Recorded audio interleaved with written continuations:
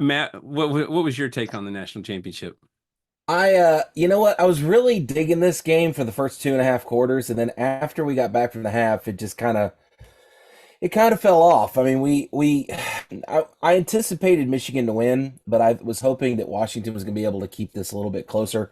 That final score doesn't really show how close this was through three quarters because I mean Right. Washington was hanging in there, but Penix just couldn't really get in a rhythm. We talked about it while we were watching the game, Wes.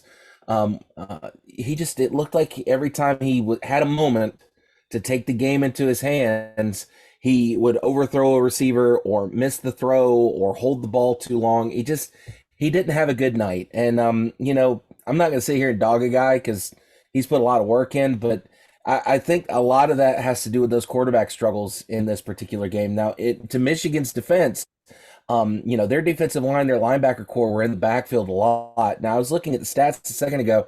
They didn't have any tackles for loss. They had one, I think, and one sack. But I would be wondering what the number for QB hurries was, because I don't have that number right in front of me. But it seemed like they were putting a lot of pressure on Michael Penix a whole lot over the course of this game. McCarthy had a pretty good game. Granted, it was very game managery sort of game, but it still looked really good. And then the really nasty thing that Michigan was able to do is they were able to control the line of scrimmage, like Josh said, and then they just gashed them on the ground. Blake Corum had over 100 yards. Donovan Edwards had over 100 yards, and Washington couldn't do anything to stop those two guys. So Khaki Pants can finally have his steak and milk, and he can enjoy himself a national championship before he moves to Atlanta and becomes the head coach of the Falcons.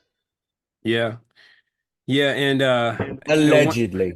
one thing that I enjoy, Matt, is when people who give us a hard time on like YouTube or whatever, end up eating their words. Because you said that Penix was going to have like what, 210, 230 yards passing or Yeah. something like that.